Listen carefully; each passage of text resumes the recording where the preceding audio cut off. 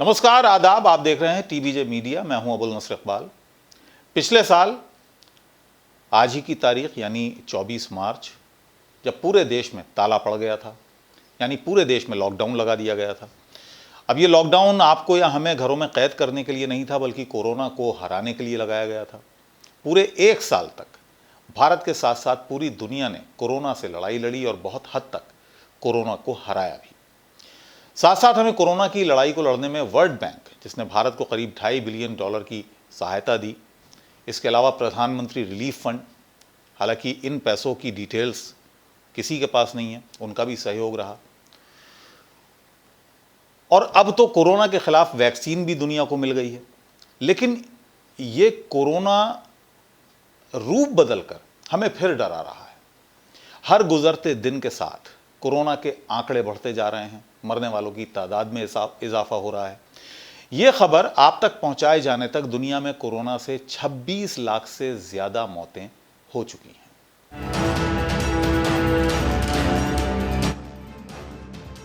भारत में कोरोना जिस तेजी से फैल रहा है, उसकी रफ्तार बहुत डराने वाली है। एक दिन में सबसे ज्यादा मरीज मिलने के मामले में भारत दुनिया में दूसरे नंबर पर पहुंच चुका है, जबकि पहले नंबर पर अभी ब्राजील बना हुआ है, जहां ब्राजील में एक दिन में करीब 48,000 मामले सामने आए हैं, तो वहीं भारत में करीब 45,000 मामले सामने आए, जबकि अमेरिका में 40,000 केस सामने आए हैं। इन आंकड़ों के साथ अमेरिका तीसरे पायदान पर है। अमेरिका में जहां कोरोना का ग्राफ तेजी से ऊपर चढ़ रहा था, अब नीचे आने लगा है। लेकिन चिंता की बात यह है कि भारत में जहां कोरोना को बहुत हद तक हरा दिया गया था, वहां फिर से कोरोना मामलों में तेजी देखी जा रही है। जानकारों का कहना है कि कोरोना का आर फैक्टर तेजी से बढ़ रहा है। आर फैक्टर यानी रिप्रोडक्शन, जिसका मतलब है कि एक कोरोना मरीज अगले कई लोगों को अपना शिकार बना सकता है। इस वक्त कोरोना का आर फैक्टर तेजी से काम कर रहा है। आर फैक्टर सबसे ज्यादा और तेजी से महाराष्ट्र, पंजाब और गुजरात में बढ़ रहा है। आर फैक्टर के एक संक्रमित से करीब 5 लोगों में संक्रमण फैलने की आशंका जताई जा रही है, जबकि गुजरात और मध्य प्रदेश में ये आंकड़ा 3 है। कोरोना के नए केस का आंकलन करें तो देश में हर 12 दिन में केस दोगुने हो रहे हैं। दिल्ली में भी संक्रमण की रफ्तार में तेजी दर्ज की जा रही है। यहाँ संक्रमण दर 1% तक पहुँच चुकी है, यानी दिल्ली में हर रोज 800 से ज्यादा केस सामने आने लगे हैं। कोरोना के बढ़ते मामलों को देखते हुए राज्य सरकारें भी अपने स्तर पर काम कर रही हैं। गुजरात में स्थानीय निकाय सुपर स्प्रेडर की स्क्रीनिंग फिर शुरू करेगा। सुपर स्प्रेडर यानी वो जगहें या लोग जहां से कोरोना प्रसार तेज होने की आशंका होती है। इनमें सब्जी बेचने वाले, मेडिकल स्टोर संचालक, किराना दुकान संचालक, रिक्शा चालक, सैलून चलाने वाले, मिस्त्री आदि हैं। सभी राज्य सरकारें, हम इन राज्य सरकारों में वो राज्य जहां अभी चुनाव हो रहे हैं उनको शामिल नहीं कर रहे हैं, कोरोना की रफ्तार पर ब्रेक लगाने के लिए अपने अपने स्तर पर काम कर रही हैं। इन्हीं में से एक तरीका है लॉकडाउन और नाइट कर्फ्यूज़ का, जो कि पिछले साल भी लगाया गया था। सिर्फ भारत ही नहीं बल्कि पूरी दुनिया में इस तरीक़े को अपनाया गया। यूरोप के कई देशों में तो लॉकडाउन लग भी चुका है, यानी दोबारा लॉकडाउन लग चुका है। भारत में भी कई शहरों में नाइट कर्फ्यू और लॉकडाउन का ऐलान हो चुका है। महाराष्ट्र, पंजाब, केरल, मध्य प्रदेश, गुजरात समेत कई राज्यों में अचानक कोरोना के केस तेजी से बढ़े। चिंता की बात यह है कि कोरोना पार्ट 2 की रफ्तार उन शहरों में सबसे ज्यादा तेज है जो इससे अभी तक बचे हुए थे। इसी वजह से सरकार के हाथ पांव फूल रहे हैं। पिछले साल कोरोना का प्रकोप शहरों में ज्यादा देखा गया था, लेकिन ताजा रिपोर्ट बताती है कि इस बार कोरोना के केस गांव में भी बड़ी संख्या में मिल रहे हैं। यानी कोरोना ने गांव में भी अब पूरी तरह दस्तक दे दी है। इस समय भारत में संक्रमितों का आंकड़ा 1,15,00,000 के करीब है, जबकि 1.5 लाख से ज्यादा लोग कोरोना के चलते अपनी जिंदगी गंवा चुके हैं। कोरोना के बढ़ते मामलों को देखते हुए ही चंद रोज पहले पीएम मोदी ने सभी राज्यों के मुख्यमंत्रियों के साथ बैठक की थी और चिंता जाहिर की थी। इस साल कोरोना जिस रफ्तार से छोटे कस्बों और गाँव में फैल रहा है, उससे हालात काफी संगीन हो सकते हैं। स्थिति काबू से बाहर हो सकती है। इसीलिए समय रहते सभी राज्यों को इस ओर ध्यान देने की जरूरत है, नहीं तो भारत में भी हालात अमेरिका और यूरोप जैसे हो जाएंगे।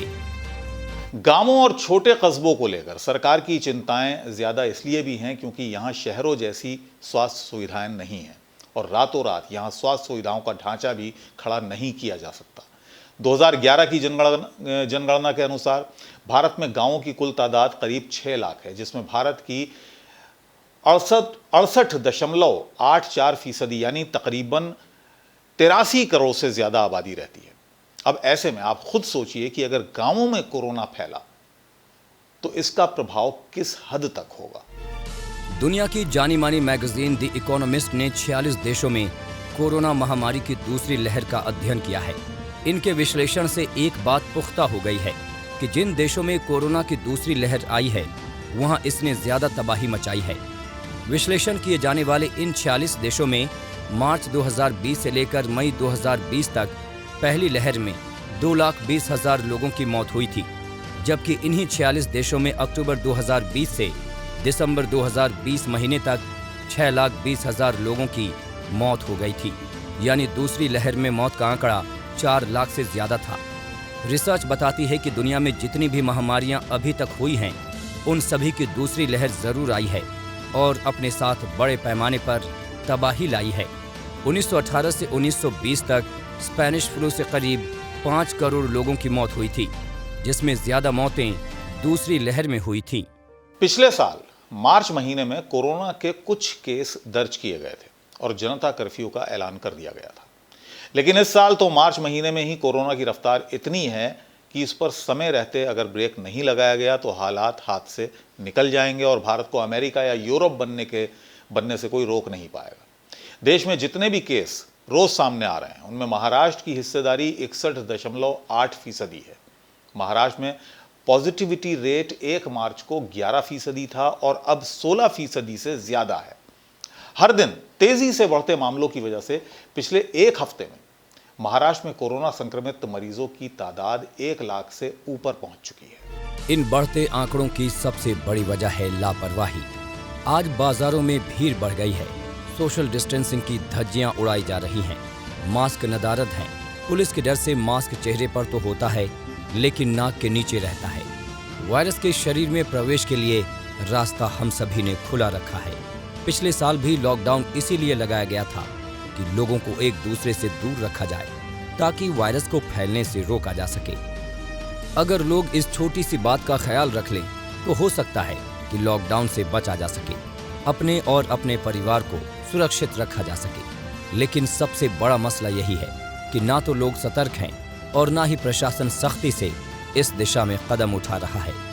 महाराष्ट्र में जिस तरह से भीड़ बसों, ट्रेनों और बाजारों में नजर आ रही है, उसे देखने के बाद तो यही कहा जा सकता है कि राज्य ने कोरोना के फलने फूलने के लिए माकूल इंतजाम कर रखा है।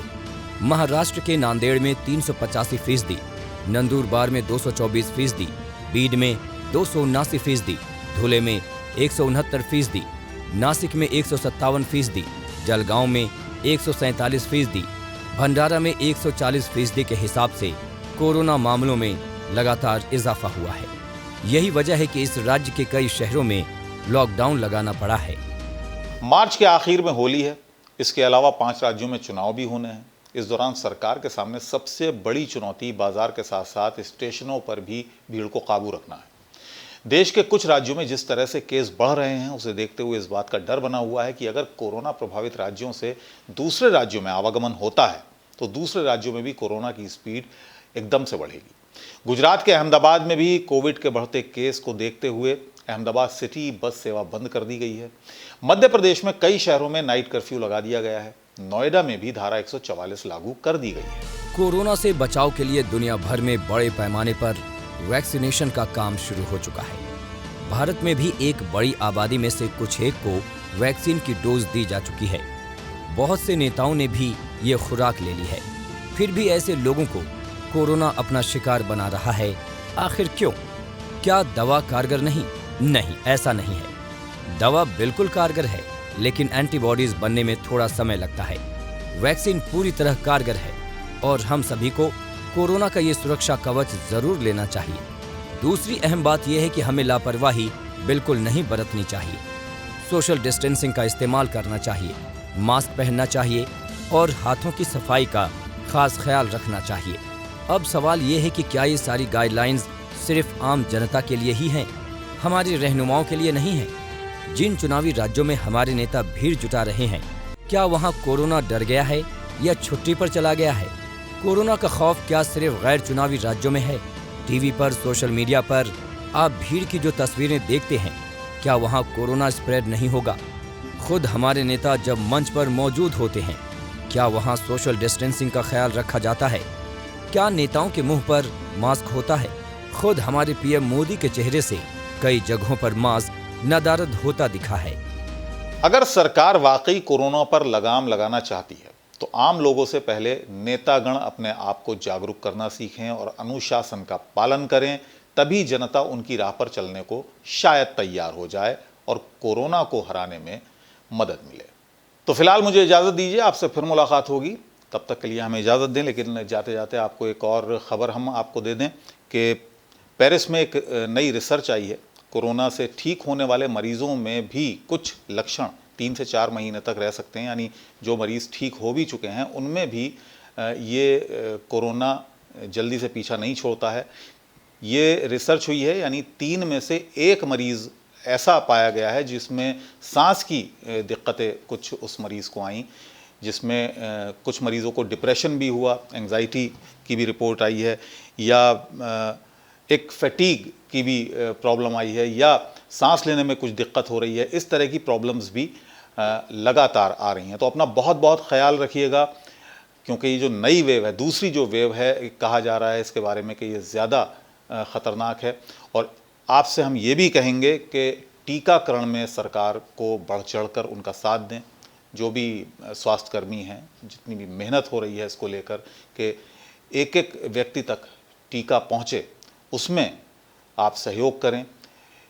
टीकाकरण को लेकर जो अफवाहें हैं उन पर बिल्कुल ध्यान ना दें। मुझे इजाज़त दीजिए।